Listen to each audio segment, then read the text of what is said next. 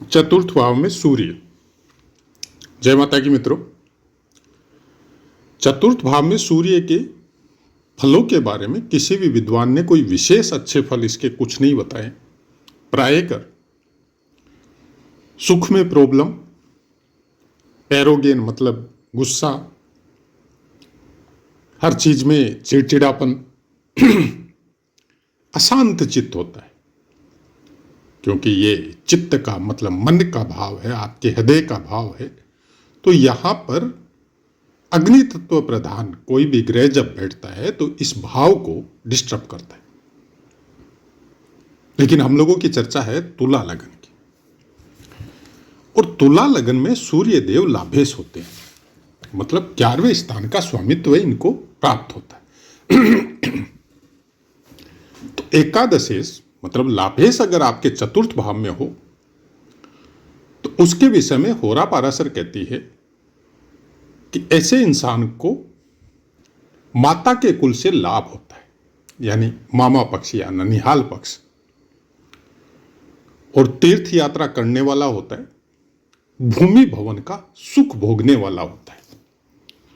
तो दोनों बातें कैसे हो सकती है? मतलब जो भी फल आपको पुस्तकों से प्राप्त होते हैं, उस फल को पूरी तरह जैसा लिखा है वैसा तो ज्योतिष में कभी होता ही नहीं है। क्योंकि एक राशि जिसमें नक्षत्रों के 9 चरण होते हैं, उसमें कोई ग्रह अपने अंशों के अनुसार जब बैठता है तो उन चरणों का भी और उन नक्षत्रों का भी बहुत महत्व होता है।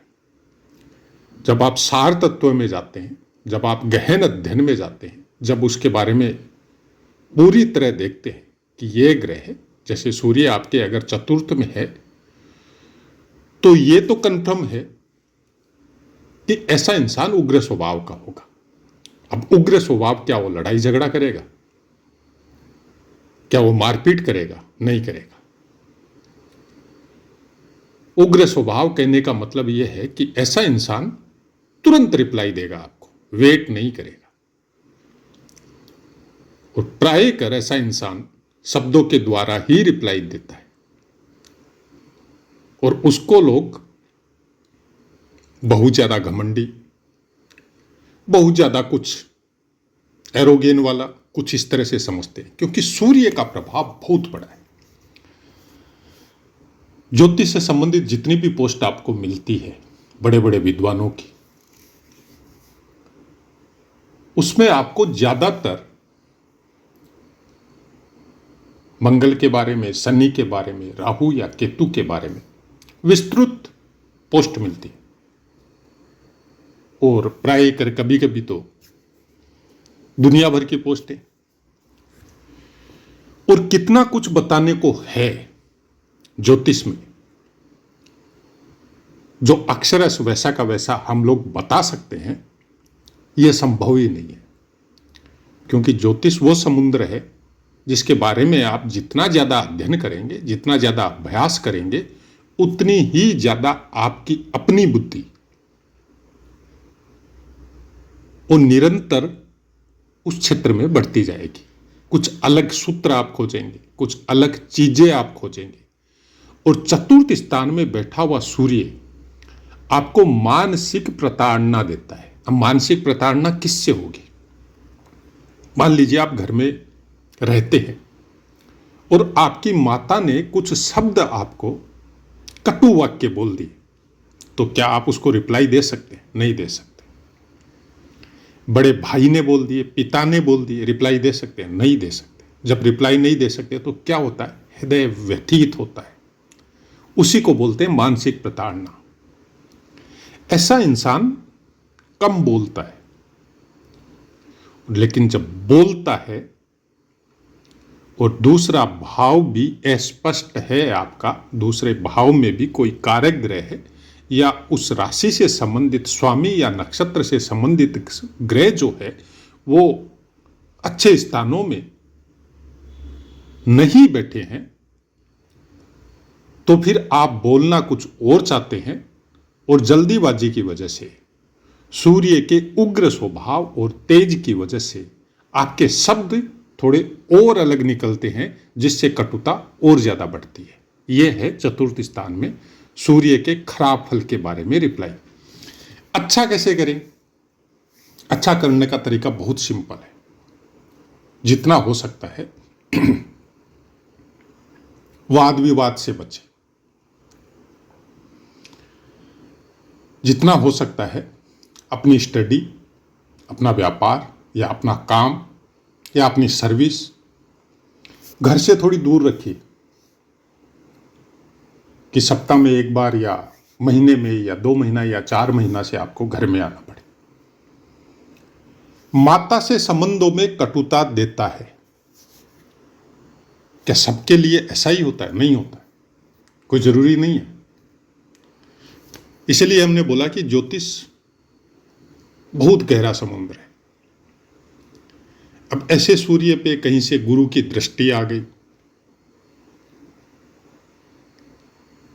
कहीं पर लग्नेश अच्छे स्थानों में बैठा है या दूसरे स्थान में बैठा है, जो कि दूसरे स्थान का कारक भी होता है शुक्रदेव, या फिर भाग्य स्थान का स्वामी बुध देव इनके साथ ही बैठा है, तो फिर वो आपकी वाणी बड़ी सारगर्भित आएगी, बड़ी तर्क के साथ आएगी, बड़ी सदैव वचनों के साथ आएगी, और बोलने का तरीका इतना अच्छा होगा कि चाहे रिश्तेदार हो, बाय बर्थ जो आपके रिश्ते मिले हैं आपको वो हो, चाहे बाहर हो, चाहे व्यापार हो, चाहे सर्विस हो, चाहे प्रोफेशनल लाइफ हो, बातों को काटना बड़ा मुश्किल है फिर। इसलिए अकेले सूर्य को देख के जब तक आपके स्वभाव में और आपकी दिनचर्या में वैसी चीजें घटित नहीं हो, तब तक उस फल को किसी भी ग्रह को देख के कभी नहीं समझना चाहिए। यहां पर बैठा हुआ सूर्य आपकी अपनी सप्तम दृष्टि से एकदम सन्मुख दशम स्थान को देखता है। प्रोफेशनल लाइफ बहुत अच्छी है, लेकिन अगर आप कहीं सर्विस कर रहे हैं तो सूर्य की वजह से टिकाव मुश्किल है। अकेला सूर्य निष्पक्ष है, किसी की दृष्टि में नहीं है, किसी ग्रह के साथ युति में नहीं है, तब फिर आपको यह ढंग से एक जगह में टिक के सर्विस करने नहीं देगा। क्योंकि दशम स्थान में कर्क राशि है जो जल तत्व प्रधान है, और जल के ऊपर सूर्य की दृष्टि कोई अच्छे सगुन या अच्छे संकेत नहीं देती है, शुष्क बना देता है उस स्थान को, बियाबान, डेजर्ट। लेकिन अगर आपका काम ऐसा है जिसमें प्रोफेशनल लाइफ है, तरह तरह के क्लाइंटों से आप मिलते हैं, या आपका व्यापार ऐसा है जिसमें दिल्ली का हजारों आदमियों से आपको मिलना पड़ता है, तब फिर उसके लिए ठीक है। फिर वहां पे कोई खराबी सूर्य देव की वजह से नहीं आएगी, उल्टा उसमें फायदा आपको मिलने वाला है। लेकिन वही बात है, आपको अपने जो जन्म भूमि है उससे आपको दूर ही आपकी प्रोग्रेस निश्चित है। अब शनिदेव का अपना एक तुला लग्न में थोड़ा अलग ही योगदान होता है, तो क्या शनिदेव के साथ सूर्य का युति कुछ खराब फल देगा? कभी नहीं देगा। यहां पर शनि और सूर्य की युति आपको राजयोग देगी। आपको प्रोफेशनल लाइफ में इस तरह के इंडिकेट या इंडिकेशन या इस तरह की प्रोग्रेस आपको प्राप्त होगी। हायर एजुकेशन हो और उसी एजुकेशन के डिप्लोमा की वजह से आपको देश विदेश घूमना पड़े, और एजुकेशन को ही आप टीचिंग लाइन में अपना प्रोफेशनल बना ले। प्रोफेशन भी वैसा ही हो सकता है। फिर आपके पास कई बार ऐसा भी देखा जाता है कि आम आदमी अपनी प्रॉब्लम्स आपके साथ शेयर करके आपसे राय लेता है। वो घरेलू हो सकती है, वो बाहर की हो सकती है, वो बिजनेस की हो सकती है। ऐसा आदमी अच्छा मनोवैज्ञानिक हो जाता है, भावनाओं को समझने वाला, दूसरे को सही राय देने वाला और सबके साथ समान व्यवहार करने वाला और उसी के द्वारा उन्नति को भी प्राप्त करने वाला। तो शनि की युति अगर 7 में है तुला लगन में सूर्य के, तो कभी उसको खराब मत समझिएगा। हाँ, वो एक अलग मैटर है। कई बार क्या होता है, दशा महादशा और अंतरदशाओं की वजह से कुछ समय, कुछ बचपन या कुछ जवानी का कुछ समय जो दशा महादशाओं की वजह से आपका खराब जा सकता है, लेकिन खराब दिन रहते नहीं है। तुला लगन अपने आप में बहुत बड़ा और बहुत पावरफुल लगन है। प्रायकर तुला लगन वाले संगीतकार होते हैं, बहुत बड़े बिजनेसमैन होते हैं, या फिर गवर्नमेंट सर्विस में जैसे वकालत का पेशा है, आईपीएस आईएएस का बहुत उच्च श्रेणी का नौकरी है, उनमें आपको देखिएगा, आप लाइन से उसमें आपको मिलेंगे तुला लगन वाले, जिनका सूर्य चतुर्थ में मिलेगा। क्योंकि भावनाओं पे चतुर्थ स्थान है, आपकी भावनाओं का, आपके हृदय का, आपके मन का, और भावनाओं पे नियंत्रण सूर्य करता है। सूर्य को अगर आप ठीक से समझ लें, बोलते हैं पुस्तकों में जब लिखा होता है कि लग्न में सूर्य कारक होता है। अब लग्न के सूर्य को कारक क्यों बोला जाता है? क्योंकि ग्रह राज है, ग्रहों का राजा है। अब अगर राजा ही आपकी जन्मपत्री में ठीक नहीं है, तो फिर बाकी ग्रह क्या करेंगे? उसमें कोई तो मंत्री है, कोई सेनापति है, कोई आपके गुरु है। अगर राजा का आदेश नहीं है और बाकी भी आपकी कोई हेल्प नहीं कर सकते। इसलिए सनातन धर्म में इसी ज्योतिष के अनुसार आपकी दिनचर्या बनाई गई थी। उस दिनचर्या को तो छोड़ चुके। जो आपके भाग्य या प्रारब्ध में जो पूर्वार्जित कर्मों के अनुसार जो लिखा जा चुका है, ज्योतिष उसको पढ़ने की विद्या है।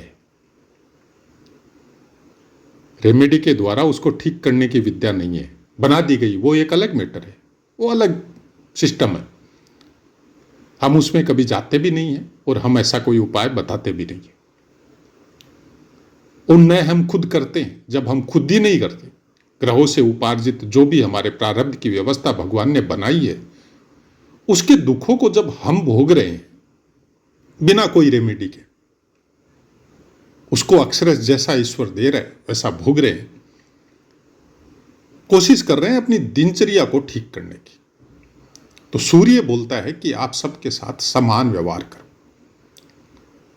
सूर्य के विषय में राजा का मतलब ही यही होता है कि जितनी भी प्रजा है आपकी, जो भी जनता है आपकी, बिना कोई भेदभाव के उनके साथ समान दृष्टि रखो, न्यायोचित व्यवहार करो, सबको सही मार्ग पे सही दंड विधान के अनुसार गलत कर्मों का दंड भी दो, उसमें राजा को दोष नहीं लगता है।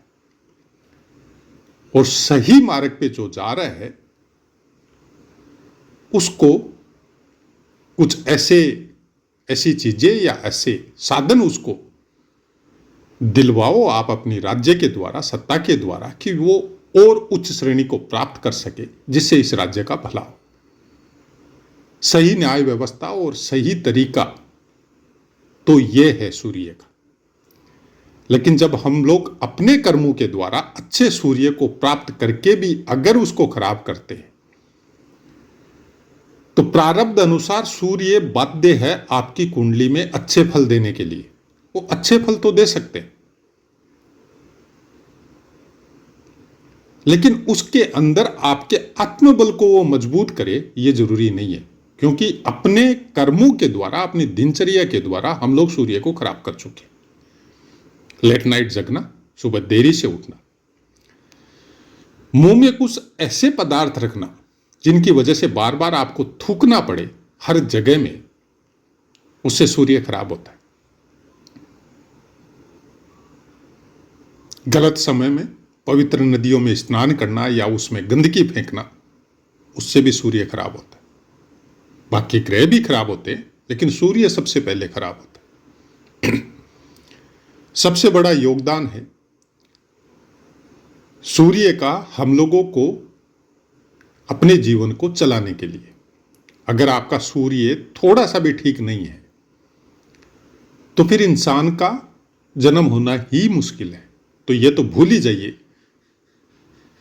कि सूर्य खराब है, क्योंकि बगैर सूर्य के अच्छे हुए या बगैर ठीक हुए मनुष्य का जन्म ही नहीं होता है, मनुष्य योनि प्राप्ति नहीं होती। जब तक आत्मबल आएगा नहीं, चाहे वो कुछ मात्रा में ही हो, तब तक जन्म होना मनुष्य का मुश्किल है।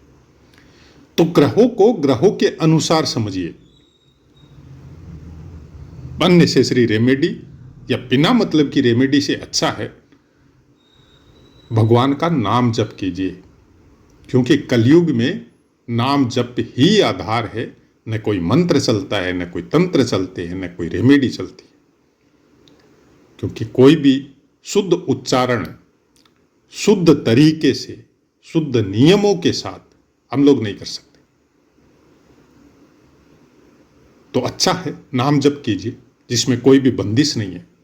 धीरे धीरे वो सब चीजें आपकी दिनचर्या में कुछ इस तरह से नाम जप शामिल करवा देता है कि बाकी ग्रह भी अपनी अच्छी ऊर्जा आपको प्राप्त करवाना शुरू कर देते। तो ऐसा है मित्रों, पाठ समझ में आया होगा। अब अपनी वाणी को विराम देते, आपसे आज्ञा लेते। जय माता।